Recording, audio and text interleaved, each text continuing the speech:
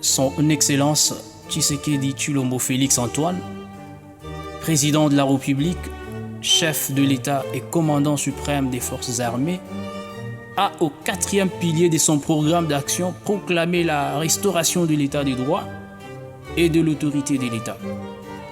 Nous pouvons d'ores et déjà professer qu'il est bien évidemment animé d'une volonté de bâtir au cœur de l'Afrique un État de droit et une nation puissante et prospère, fondée sur une véritable démocratie politique, économique, sociale et culturelle.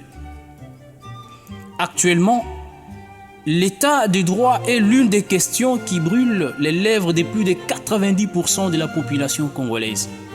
C'est dans cette même veine que je nous dédicace cette communication afin de rappeler l'existence de quelques pistes disponibles pour une analyse critique de l'affirmation désormais communément admise qui fait de l'état de droit la garantie de la démocratie et des droits de l'homme.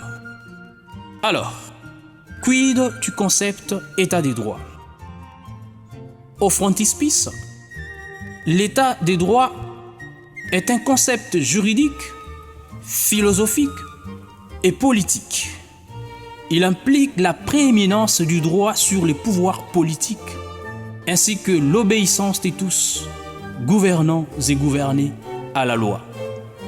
L'état de droit désigne aussi un système institutionnel dans lequel la puissance publique est soumise au droit, fondé sur le principe du respect des normes juridiques, chacun étant en toute évidence soumis aux mêmes droits, que ce soit l'individu ou bien la puissance publique.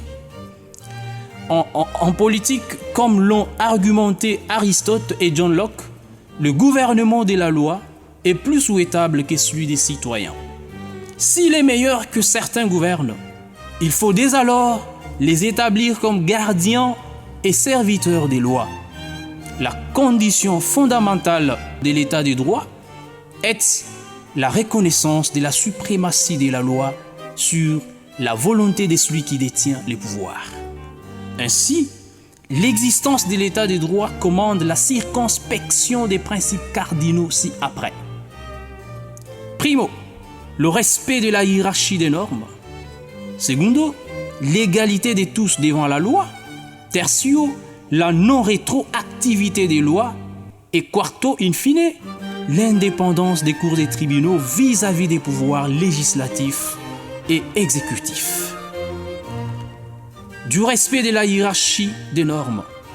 Ce principe signifie tout simplement que les compétences des différents organes de l'État doivent être précisément définies et les normes qu'ils édictent, ces organes donc, ne peuvent être valables qu'à condition de respecter la pyramide de l'ordonnancement juridique. En corollaire, nul ne peut être poursuivi, arrêté, détenu ou condamné qu'en vertu de la loi et dans les formes qu'elle prescrit. Les latinistes, eux, disent « nullum crimen nulla poena sine lege ». C'est les fondements axiologiques d'une justice équitable, de l'égalité de tous devant la loi. La restauration de l'égalité devant la justice renforce la crédibilité de l'action judiciaire.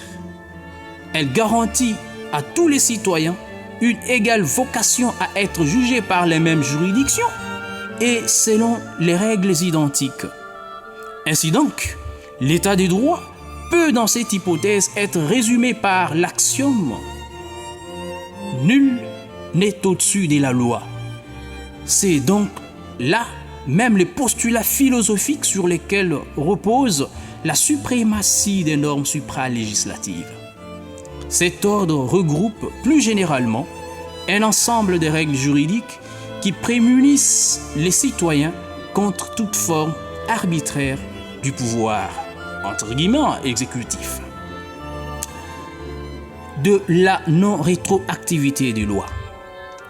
D'après ce principe, la loi ne peut exercer sa compétence qu'à l'égard des faits infractionnels postérieurs à son entrée en vigueur. ceci postule le fait que nul ne peut être condamné pour une action ou omission qui n'est constituée pas au moment où elle a eu lieu une infraction légalement punissable. En conséquence logique, aucune peine ne peut donc être infligée si elle n'a pas été prévue au moment où l'infraction a été commise. Ce principe permet donc raisonnablement d'encadrer l'action de la puissance publique en la soumettant au principe de légalité qui suppose au premier chef le respect des principes constitutionnels. Dans ce cadre, le rôle de juridiction est primordial et leur indépendance est une nécessité inéluctable de l'indépendance du pouvoir judiciaire. La justice élève une nation, dit-on. Son bon fonctionnement requiert à ce que les organes auxiliaires qui chacun dans sa sphère de compétences concourent à son administration soient totalement indépendants. La Constitution de la République démocratique du Congo du 18 février 2006 garantit à son article 149 l'indépendance des cours et tribunaux vis-à-vis des pouvoirs législatifs et exécutifs. L'article 150 de la même loi renchérit à l'alinéa 2 que les juges ne sont soumis dans l'exercice de leurs fonctions qu'à l'autorité de la loi.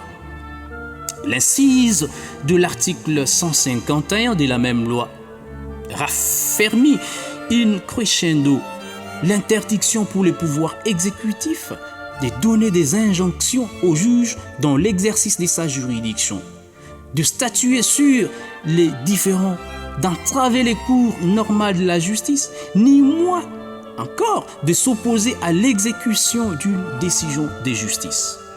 Pareil pour les pouvoirs législatifs.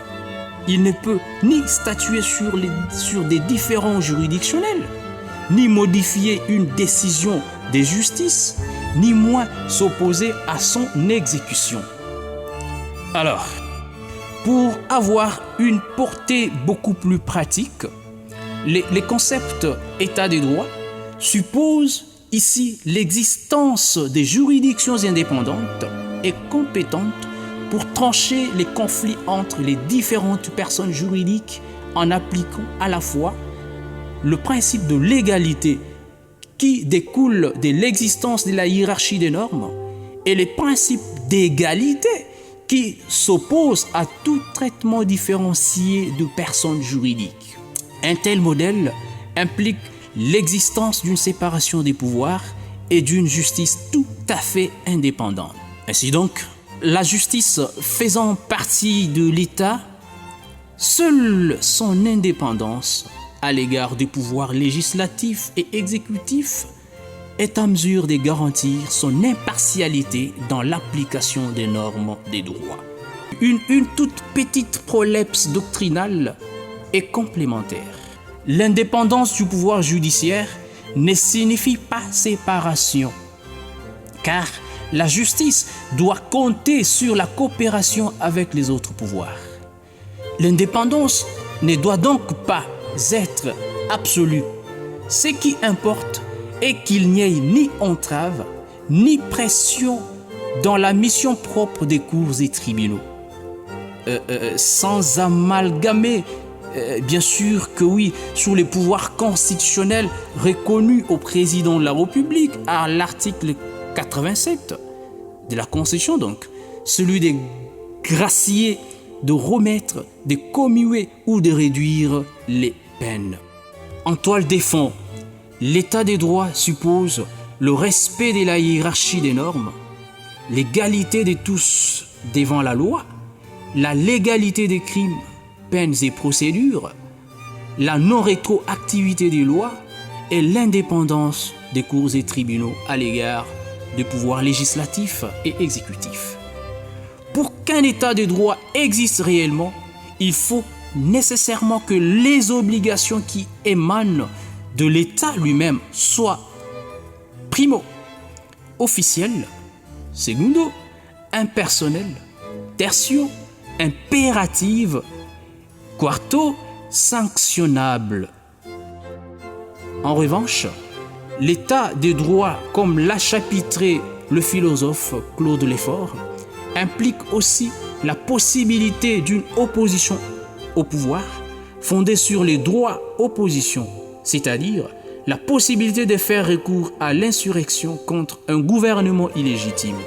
Faut-il aussi ajouter le devoir constitutionnel de faire échec à tout individu ou groupe d'individus qui prend le pouvoir par la force ou qui l'exerce en violation des dispositions constitutionnelles.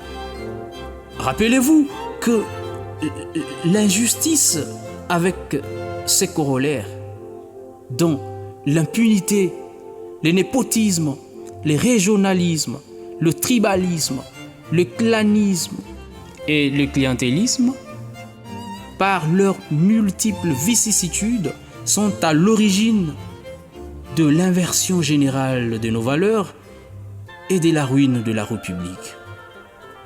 Certes, le temps fera son office et mes pensées sombreront peut-être dans l'oubliette.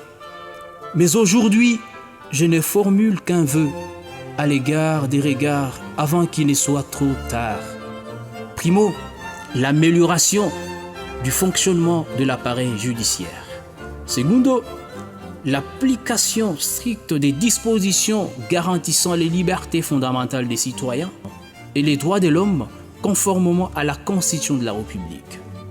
Tertio, faire des réformes réalistes et adaptées aux réalités du pays. Et quarto, mettre en place une commission technique de lutte contre l'impunité. Ce faisant, nous aurions construit une république pas des donneurs de leçons, mais plutôt une république des hommes d'honneur.